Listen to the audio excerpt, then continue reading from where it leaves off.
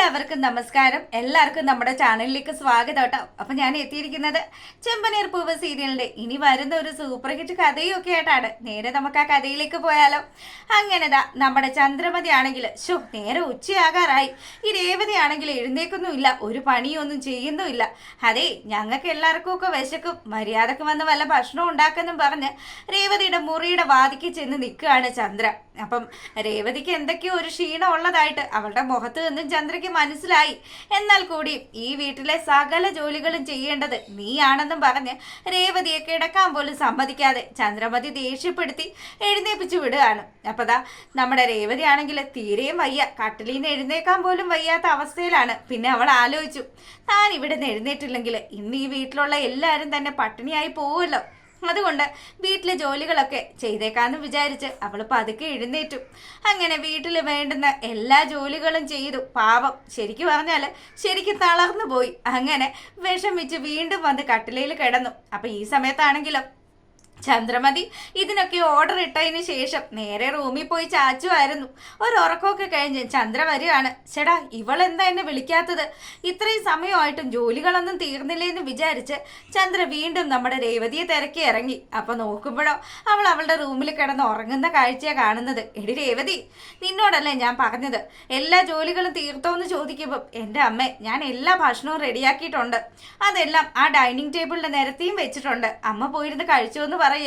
അതെ, ഭക്ഷണം ആക്കി കഴിഞ്ഞാൽ ഞങ്ങളോടൊക്കെ ഒന്ന് പറഞ്ഞാൽ എന്നാ പ്രശ്നം? നീയേ ഈ വീട്ടിലെ ജോലിയൊക്കെ ചെയ്യണം. നീ വെറും ഒരു പൂക്കാരിയാണ്, അല്ലാതെ വലിയ കൊച്ചമ്മ ചമയാനൊന്നും നിൽക്കണ്ട. നീ ഒന്ന് ആലോചിച്ച് നോക്ക്, എൻ്റെ മറ്റു മരുമക്കളെ പോലെയാണോ നീ? നീ ഈ വീട്ടിലെ ജോലിയൊക്കെ ചെയ്ത് ഇങ്ങനെയൊക്കെ നടന്നാൽ മതിയെന്നും പറഞ്ഞ് ചന്ദ്ര ഇങ്ങനെ വളരെ മോശമായിട്ട് അവളെ തരം താഴ്ത്തി സംസാരിക്കുകയാണ്.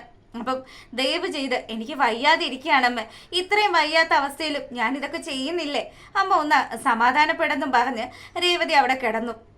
ചന്ദ്രയാണെങ്കിലോ എന്തേലും ആയിക്കോട്ടെ, തിന്നാനും കുടിക്കാനും ഒക്കെ ഉണ്ടാക്കി വെച്ചിട്ടുണ്ടല്ലോ, വലിയ കാര്യമായെന്നും പറഞ്ഞ് ശ്രുതിയെയും നമ്മുടെ ശ്രുതിയെയും ഒക്കെ വിളിച്ചു. രണ്ടുപേരെയും വിളിച്ച് ആ അമ്മ ഭക്ഷണം വിളമ്പി. അപ്പം ഇവരെല്ലാവരും നല്ല ലാവിഷായിട്ട് ഭക്ഷണം തട്ടിക്കൊണ്ടിരിക്കുകയാണ്.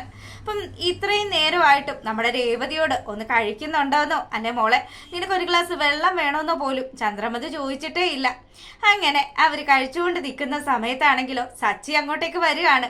സച്ചി അടുക്കളയിൽ പോയി രേവതിയെ നോക്കി. അപ്പൊ നോക്കുമ്പോഴത്തേക്കിനും സാധാരണ പുള്ളിക്കാരി അടുക്കളയിലാണ് ഉണ്ടാവുന്നത്, അവിടെ നോക്കിയിട്ടും കണ്ടില്ല. അപ്പൊ ഉടനെ ചന്ദ്രയോട് ചോദിച്ചു, രേവതി എവിടെയാണെന്ന് ചോദിക്കുമ്പോൾ അതെ ദേ ഈ പാത്രത്തിനകത്തുനിന്ന് ഇപ്പൊ ഇറങ്ങി പോയതേ ഉള്ളൂ, എന്താ സംഭവം എന്ന് ചോദിച്ചു.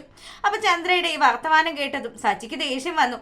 നിങ്ങളോട് ചോദിച്ചതിനുള്ള മര്യാദ പറഞ്ഞാൽ പോരെ, അതെ ആവശ്യമില്ലാത്ത കാര്യങ്ങൾ പറയാൻ നിൽക്കണ്ടെന്നും പറഞ്ഞ് സച്ചി ദേഷ്യപ്പെടുമ്പോഴത്തേക്കിനും നിന്റെ ഭാര്യ എവിടെ പോയെന്നൊന്നും ഞങ്ങൾക്കറിയില്ല, ദേ ആ റൂമിൽ എവിടെയോ കിടന്ന് നല്ലതുപോലെ കിടന്ന് ഉറങ്ങുകയാണെന്ന് പറഞ്ഞു.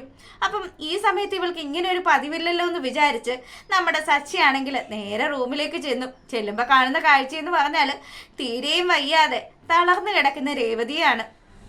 ഇത് കണ്ടതും നമ്മുടെ ചച്ചിക്ക് ശരിക്കും സങ്കടമായി. രേവതി, നിനക്ക് എന്ത് പറ്റി? നീ എന്താ ഈ സമയത്ത് കിടക്കുന്നതെന്ന് ചോദിച്ച് അവളുടെ നെറ്റിയിലും അതുപോലെ കഴുത്തിലും ഒക്കെ തൊട്ട് നോക്കിയപ്പോഴത്തേക്കിനും തീ പോലെ പൊള്ളുകയാണ്. ഇത്രയും പനിയായിട്ടാണോ നീ ഇവിടെ കിടക്കുന്നത്?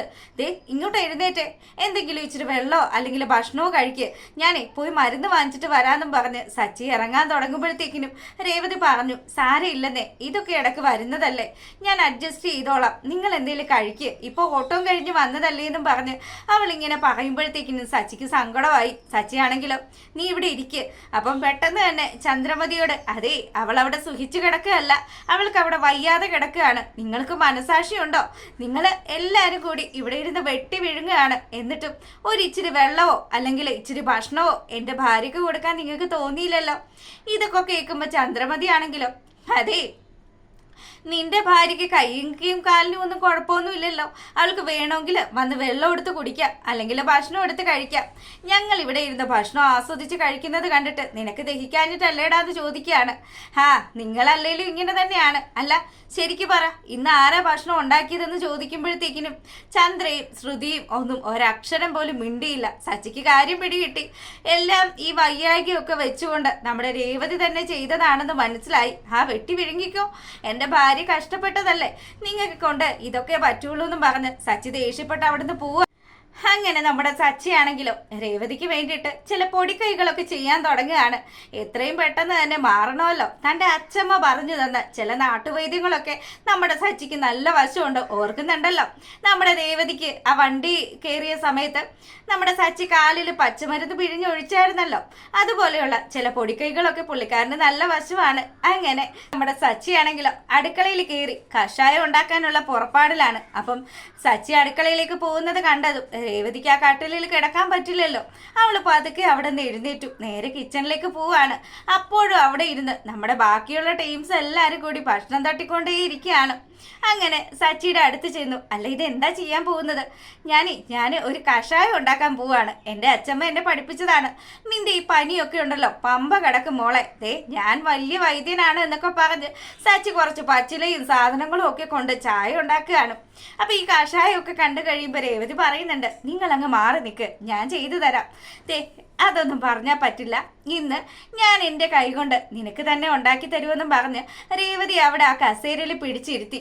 ഈ പനിയൊക്കെ ഉണ്ടല്ലോ, പമ്പ കിടക്കും കേട്ടോ, ഈ മരുന്ന് കുടിച്ചാൽ മതിയെന്നും പറഞ്ഞ് ആ കഷായം ഉണ്ടാക്കി അവളുടെ കയ്യിലേക്ക് കൊടുക്കുകയാണ്. ഇത് കൊടുക്കുന്ന പാടെ തന്നെ നമ്മുടെ രേവതിയുടെ നെറ്റിയിലൊക്കെ ഒന്ന് തലോടി അവൾക്കൊരു ഉമ്മയൊക്കെ കൊടുക്കുന്നുണ്ട് സച്ചി. അങ്ങനെ അവർ വളരെ ഹാപ്പി ആയിട്ട് നിന്നു. അപ്പം പുള്ളിക്കാരിയാണെങ്കിലോ തൻ്റെ കെട്ടിയവന് തന്നെ ഇത്രമാത്രം സ്നേഹമാണല്ലോ എന്നുള്ള ചിന്തയിൽ അവൾ ആ കഷായം ആസ്വദിച്ച് കുടിക്കുകയാണ്. അപ്പം സച്ചി പറയുന്നുണ്ട്, എൻ്റെ അച്ഛനെ എനിക്ക് വയ്യാതിരുന്ന സമയത്ത് ഇങ്ങനെയൊക്കെ എനിക്ക് ഉണ്ടാക്കി തരുമായിരുന്നു.